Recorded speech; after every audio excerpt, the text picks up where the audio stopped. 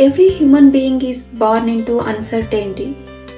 You don't choose your body, you don't choose your parents, you don't choose the time you are born into, and sooner or later, you don't choose what you lose. This isn't philosophy, this is the basic condition of being human.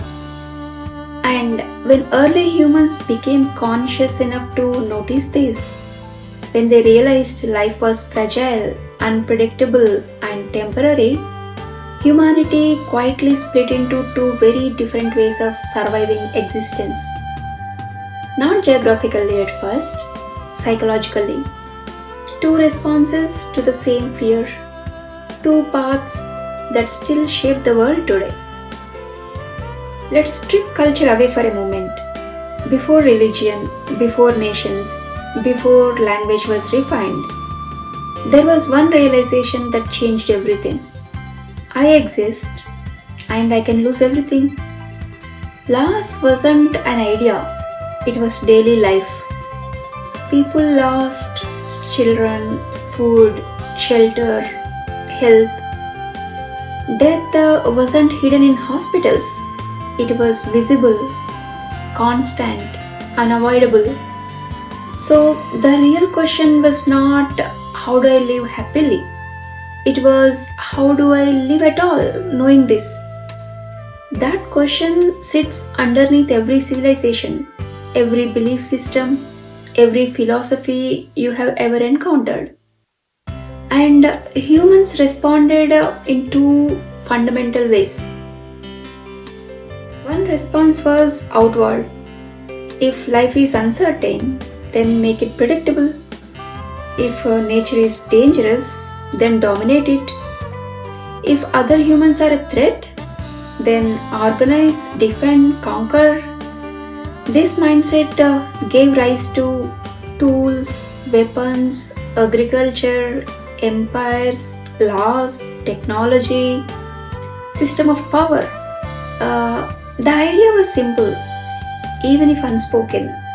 If I can control the world around me, I can control my suffering. This way of thinking values strength, progress, efficiency, expansion, achievement. And to be clear, this path worked.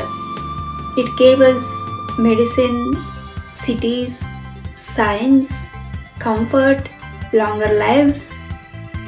But it came with a cost. Because no matter how much you control the world, you still can't control aging, loss, uncertainty, death. So control kept escalating. More systems, more rules, more speed, more pressure. This path shaped much of what we now call modern civilization. But it wasn't the only response humans discovered. Another group of humans looked at the same reality and reached a very different conclusion.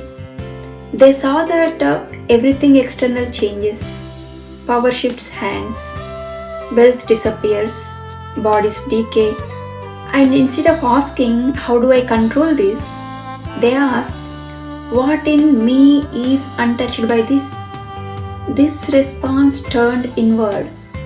Rather than mastering the world, they tried to understand the mind, desire, fear, attachment, suffering itself. The question became, if I understand myself deeply enough, can I suffer less, even when life is unstable? This path gave rise to meditation, renunciation, introspection, philosophies of detachment, liberation rather than domination.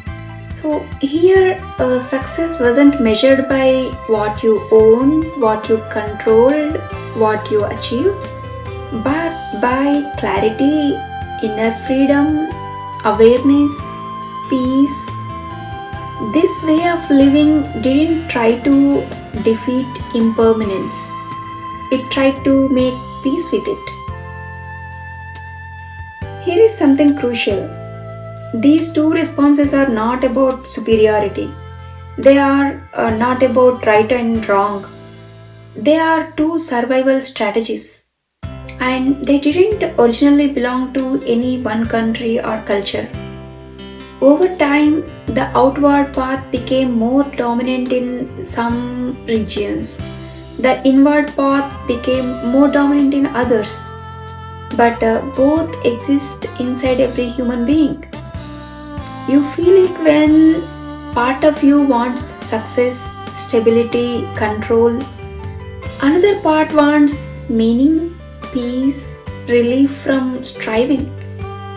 That inner conflict, that is ancient. You are not confused, you are human. Here is where things get interesting. When the outer path dominates alone, people gain comfort but lose meaning. Anxiety increases despite abundance. Identity becomes tied to achievement. When the inner path dominates alone, people may find peace but risk withdrawal from life. Creativity and engagement can stagnate. One path builds the world, the other teaches you how not to be crushed by it. Humanity doesn't need to choose one forever, it needs balance. And historically, civilizations swung like a pendulum, leaning heavily toward one side at different times. Look around today. We have more comfort than any generation before us. More information, more technology, more choice. And yet, anxiety is rising. Burnout is common. Meaning feels fragile. Why? Because the outer world is more controlled than ever, but the inner world is often ignored. So humanity is quietly rediscovering ancient questions, not because they are old, but because they are unsolved. Meditation becomes mindfulness, inner observation becomes therapy, and stillness becomes mental health. Same inquiry, new language. The ideas we'll explore in this series, from ancient India, China, and beyond, didn't survive because they were mystical. They survived because they were useful. They helped human beings remain sane in an unstable world. This isn't about going backward, it's about remembering what we never outgrew. Because the real heritage of humanity is not in monuments or empires. It is the question we dared to ask when life became unbearable. If this resonated, sit with it, don't rush.